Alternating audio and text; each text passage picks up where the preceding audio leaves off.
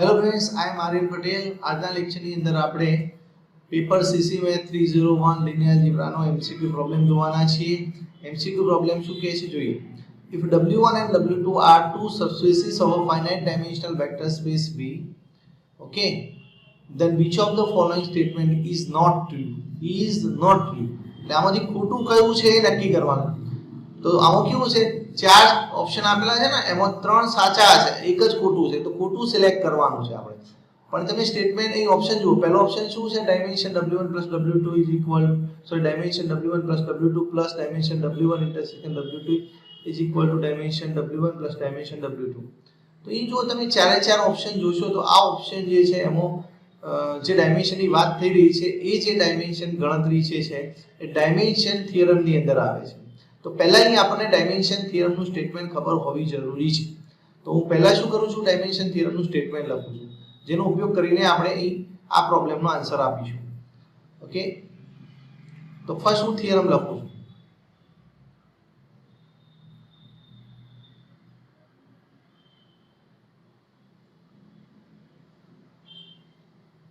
ચલો થિયરમ શું કહે છે એ જોઈએ.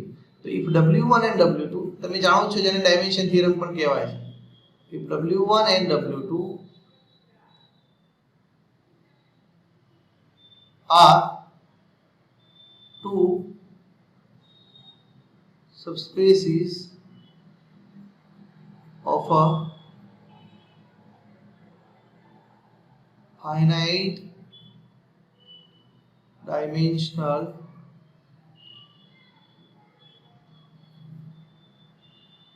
vector space V, then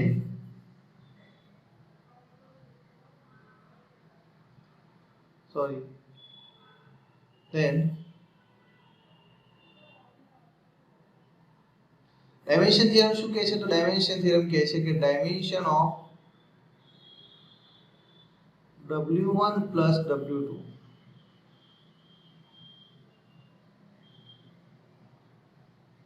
is equal to dimension W1 plus dimension W2 minus dimension W1 intersection W2. આ જે છે ને આપણે ડાયમેન્શન થિયરમ ઘણીવાર કહીએ છીએ. તો આ થિયરમનું સ્ટેટમેન્ટ આપણે જાણીએ છીએ. ઓકે, હવે બીજું એક નોટેશન તમને જોવા મળે છે. એક આ પ્લસ કર્યું છે ને ઉપર સર્કલ છે, એ શું છે એની એકવાર બીજી વાત કરવી. તો એ ડેફિનેશન ઓફ ડાયરેક્શન છે. તો હું એ ડેફિનેશનની વાત પણ કરી દઉં, પછી આપણે આપણા ચાર ઓપ્શનને ચેક કરવા જઈશું. ઓકે, સો ડેફિનેશન. તો ડેફિનેશન એની શું છે, તો if W1 and W2 are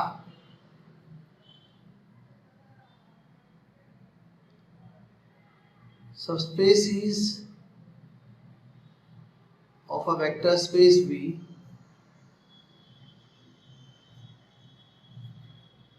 then આપણે આ જાણીએ છીએ.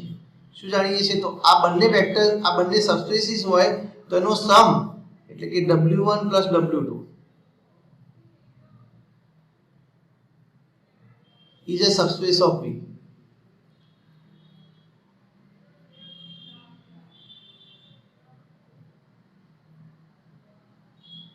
આ આપણે જાણીએ છીએ કે W1 અને W2 subspace of vector space V હોય તો W1 plus W2 પણ સબસ્પેસ થાય. એક્સ્ટ્રા વાત હવે એ છે કે જો W1 અને W2 નું ઇન્ટરસેક્શન એટલે કે if W1 intersection W2 is equal to singleton set containing zero vector. Okay, એની અંદર ફક્ત ઝીરો વેક્ટર જ આપતો હોય. ઝીરો મતલબ ઝીરો નંબર નહીં સમજવાનું, ઝીરો વેક્ટર. ઘણીવાર આપણે એને થીટા નોટેશન વડે પણ દર્શાવીએ છીએ. તો W1 અને W2 ની અંદર કોમન મેમ્બર એકલો થીટા જ હોય તો એવા સંજોગોમાં then તો આ જે સમ છે W1 plus W2 એને આપણે સ્પેશિયલ નામ આપીશું. આપણે W1 W2 ની જ વાત કરી રહ્યા છે, પણ એક એમાં જો W1 અને W2 નું ઇન્ટરસેક્શન ની અંદર સિંગલટન ઝીરો વેક્ટર હોય, ઓકે, તો W1 W2 છે એને આપણે ડાયરેક્શન કહીશું. શું કહીશું? એકલો સમ નહીં, ડાયરેક્શન નામ આપીશું. સો ઇઝ કોલ્ડ the direction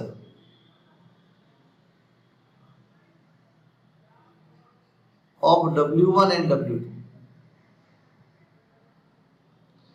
તો W1 W2 ને જ ડાયરેક્શન કહીએ છીએ, પણ ક્યારે? તો W1 intersection W2 is equal to the singleton set containing zero vector. Okay, તો ઝીરો વેક્ટર જ આવતો હોય તો એવા કેસમાં W1 W2 ને આપણે ડાયરેક્શન ઓફ W1 W2, અને એવા કેસમાં આપણે આ W1 W2 સિમ્પલી નહીં લખીએ, એને આ રીતે લખીશું, and it is denoted by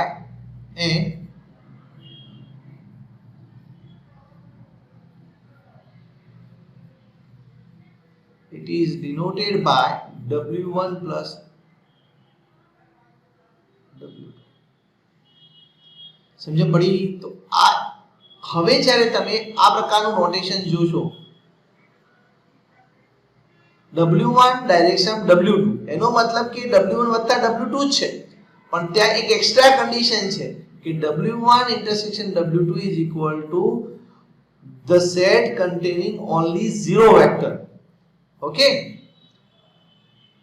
તો સમજ પડી? આ શું છે નોટેશન? W1 અને W2 નું ડાયરેક્શન છે. ચલો હવે અહીં આપણે આગળ જઈએ, એટલે કે આપણા જે આ ચાર ઓપ્શન છે એને ચેક કરવા જઈએ. તો પહેલો ઓપ્શન જોઈએ. તો પહેલા ઓપ્શન ની અંદર શું છે? ડાયમેન્શન W1 વત્તા W2 plus dimension W1 intersection W2 is equal. તો જો તમે આપણું ડાયમેન્શન થિયરમ જુઓ, એમાંથી આ ડાયમેન્શન W1 ઇન્ટરસેક્શન W2 ને તમે લેફ્ટ સાઈડ લઈ દો તો આખું સ્ટેટમેન્ટ તમારું એ થઈ જાય છે. સમજ પડી? તો હું ચલો એની વાત કરું. તો અહીં આપણી પાસે પહેલા ઓપ્શનની વાત કરું છું. તો પહેલા ઓપ્શનની અંદર આપણી પાસે આપણે ડાયમેન્શન થિયરમ પરથી શું જાણીએ છીએ? તો આપણે જાણીએ છીએ કે dimension W1 W2, dimension theorem પરથી આપણે જાણીએ છીએ dimension W1 plus dimension W2 minus dimension W1 intersection W2.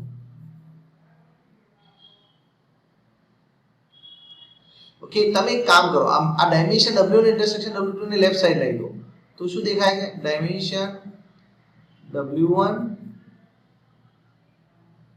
Plus W2 plus left side આવે એટલે માઈનસ ના પ્લસ થઈ જશે, dimension W1 intersection W2 is equal to dimension of W1 plus dimension of W2. તો જો આ તો શું છે? તમારું ઓપ્શન એ છે ને, એ જ છે. તો એનો મતલબ કે ઓપ્શન એ જે તમને આપ્યો છે એ સાચો છે. Okay, so therefore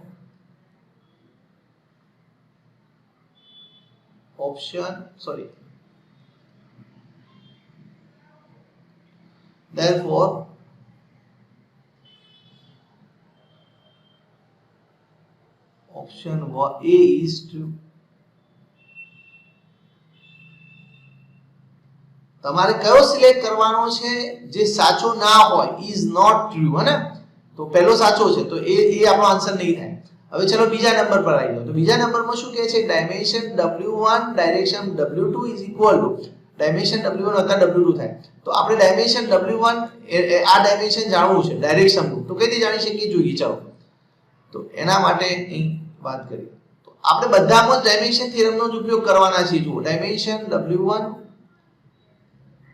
plus W2 is equal to આપણી પાસે ડાયમેન્શન થિયરમ પ્રમાણે શું છે? Dimension W1 plus dimension W2 minus dimension W1 intersection W2. આ આપણું ડાયમેન્શન થિયરમનું સ્ટેટમેન્ટ છે. પણ હું જ્યારે ડાયરેક્શનનું ડાયમેન્શનની વાત કરતો હોય, એટલે કે dimension of W1 direction W2 ની વાત કરતો હોઉં, ત્યારે તમારે શું સમજવાનું કે W1 ઇન્ટરસેક્શન W2 આવા કેસમાં શું હોય છે? તો આવા કેસમાં W1 intersection W2 only singleton set containing zero vector છે. તો તો એવા કેસમાં આપણી પાસે જવાબ શું થશે તો જોઈએ ચલો dimension W1 plus dimension W2 minus dimension of W1 intersection W2 આ કેસમાં કોણ છે ડાયરેક્શન કેસ તો સિંગલટન સેટ કન્ટેનિંગ 0 વેક્ટર તો આનું ડાયમેન્શન તો કેટલું થાય 0 થાય ને dimension of 0 vector શું થાય dimension of set containing 0 vector શું થાય 0 થાય તો that means અહીં આપણને મળશે dimension of W1 direction W2 is equal to dimension W1 plus dimension W2 આ તો 0 થાય ને લખી દઉં ચાલો because dimension of the set containing 0 vector is 0 पढ़ी समझाया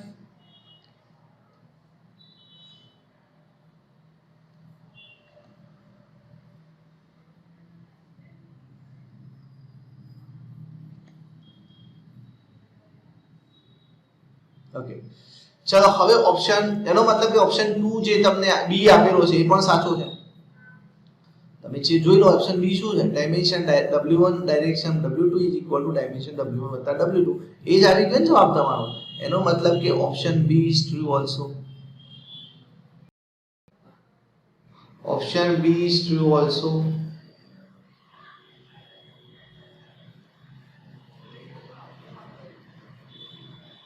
હવે આપણે ઓપ્શન સી જોઈએ ચાલો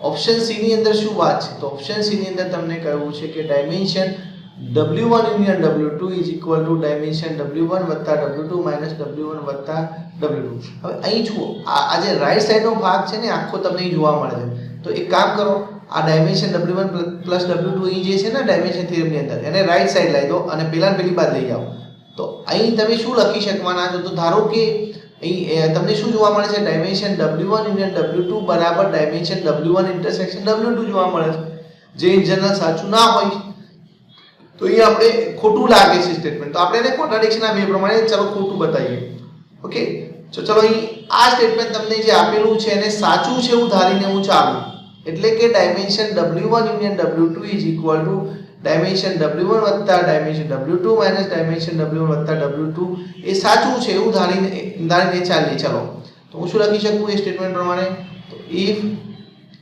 dimension W1 union W2 is equal to dimension W1 plus dimension W2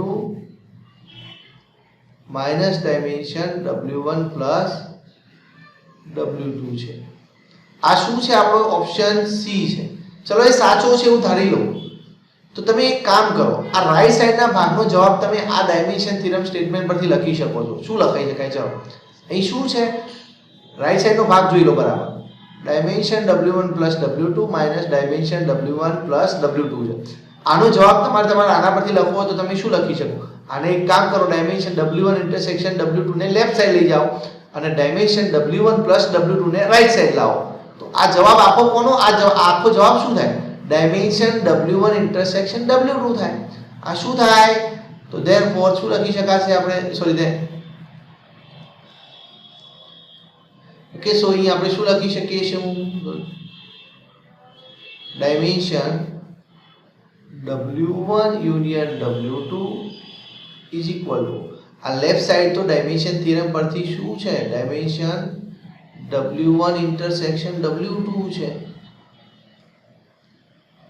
હવે એનો મતલબ કે જો આ સ્ટેટમેન્ટ સાચું હોય ઓપ્શન સી સાચો હોય તો તમારી પાસે આ વસ્તુ હોવી જોઈએ એનો મતલબ કે જો બે સબસ્પેસ છે એના dimension W1 union W2 is equal to dimension W1 intersection W2 છે ઓકે ચલો આ બંને સેમ ક્યારે થાય તો બંને W1 અને W2 જો સરખા હોય W1 અને W2 સરખા હોય તો W1 યુનિયન W2 કરશો કે W1 ઇન્ટરસેક્શન W2 કરશો આ બંને કેવા આવવાના છે સેમ આવવાના છે તો એનો મતલબ કે તમે આવું ક્યારે બની શકે કે જો W1 અને W2 સરખા હોય તો એવું બની શકે પણ તમને એવું આપેલું છે W1 અને W2 સરખા ના એવું કંઈ આપ્યું નથી તો એનો મતલબ કે આ જે છે સ્ટેટમેન્ટ આપણી પાસે જે આવ્યું છે dimension w1 into w2 is equal to dimension w1 intersection w2 A in general સાચું નથી. એ સાચું ક્યારે બને તો w1 બરાબર w2 હોય તો સાચું બને. સો અહીં હું શું લખી શકું which is not true in general, which is not true એ સાચું નથી ઇન જનરલ, જનરલ સેન્સમાં એ સાચું નથી. એ સાચું ક્યારે બની શકે તો w1 બરાબર w2 હોય ત્યારે એ સાચું બની શકે. પણ આપણને w1 બરાબર w2 આપ્યા નથી. સો એનો મતલબ કે આપણને જે ઓપ્શન સી આપ્યો છે એ શું છે રોંગ છે. સો ધેરફોર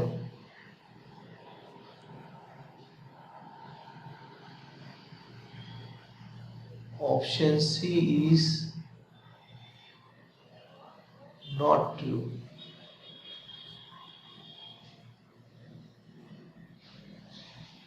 એ સાચું નથી. તો આપણે શું જોઈતું હતું? આપણને સાચું ના હોય એવું સ્ટેટમેન્ટ જોઈતું હતું ને. તો એ તમારું કયું આવી ગયું? સી આવી ગયું. પણ તમારે ડી ઓપ્શન એકવાર ચેક કરી લેવો જોઈએ કે એ સાચું હશે ને, કારણ કે તમારે સાચું નથી એવું સ્ટેટમેન્ટ જોઈતું હતું. તો સી આવી ગયો છે જવાબ. પણ આપણે છેલ્લા સ્ટેટમેન્ટને પણ એકવાર વેરીફાઈ કરી લઈએ. તો છેલ્લું સ્ટેટમેન્ટ શું છે? ડાયમેન્શન w1 w2 અને ડાયમેન્શન w1 વત્તા ડાયમેન્શન w2 નું કમ્પેરિઝન છે કે કોણ મોટું છે કોણ નાનું છે એ ચેક કરવાનું છે. તો એના માટે આપણે ડાયમેન્શન થિયરમનું સ્ટેટમેન્ટ એકવાર લખી દઈએ ઓપ્શન ડી માટે. હું શું કરું છું? ડાયમેન્શન થિયરમનું સ્ટેટમેન્ટ ઓપ્શન ડી માટે ફરીથી લખી દઉં. તો ડાયમેન્શન થિયરમનું સ્ટેટમેન્ટ શું છે? Dimension w1 w2 is equal to dimension w1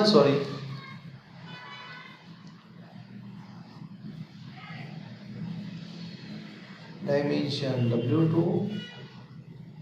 minus dimension w1 intersection w2 છે. આ ડાયમેન્શન થિયરમનું સ્ટેટમેન્ટ છે. ચલો આ સ્ટેટમેન્ટ પ્રમાણે આપણે કોઈ કઈ વેલ્યુની કમ્પેરિઝન કરવાનું છે તો ડાયમેન્શન w1 વત્તા w2 અને ડાયમેન્શન w1 વત્તા ડાયમેન્શન w2 બેમાંથી મોટી કઈ છે એની વાત કરવાની છે. એટલે કે આ સંખ્યા મોટી છે કે આ સંખ્યા મોટી છે એ ચેક કરો. તો ચલો તમારે આ વેલ્યુ ગણવી હોય એટલે કે લેફ્ટ સાઈડની વેલ્યુ ગણવી હોય તો એ કઈ રીતે મળે? આ વેલ્યુમાંથી બાદ કરીને મળે ને. તો એનો મતલબ કે તમે શું કહી શકવાના છો કે કઈ વેલ્યુ નાની કઈ વેલ્યુ મોટી? તો ડાયમેન્શન w1 વત્તા w2 નાની કે મોટી? આ વેલ્યુ.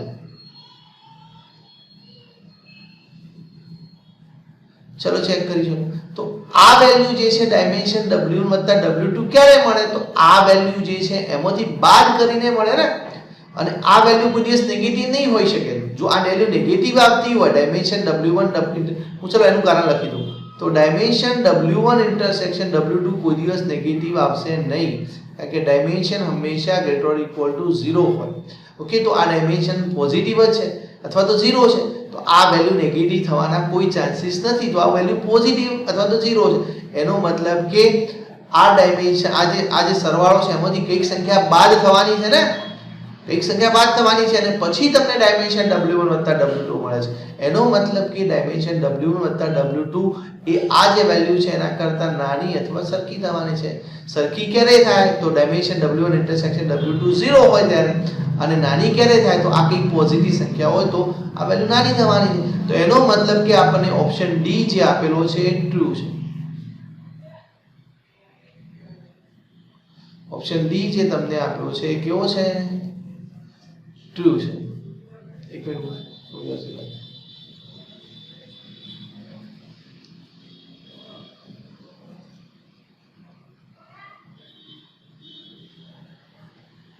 ઓપ્શન ડી છે ટ્રુ છે.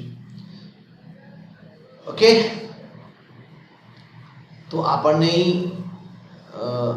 અહીં શું ચેક કરવાનું હતું કે કયું સ્ટેટમેન્ટ ખોટું છે? તો આ બધા પહેલું સ્ટેટમેન્ટ સાચું છે, બીજું સ્ટેટમેન્ટ સાચું છે, છેલ્લું સ્ટેટમેન્ટ પણ સાચું છે. તો ખોટું કયું છે? which is not true. તો આ સી સ્ટેટમેન્ટ છે ખોટું છે. તો આપણો જે ક્વેશ્ચન છે એનો આન્સર કયો થશે? સી થશે. અને તો સી આપણો આન્સર થયો. ઓકે, જય. તો બાકીના એમસીક્યુ ની આપણે નેક્સ્ટ ટાઈમ વાત કરીશું.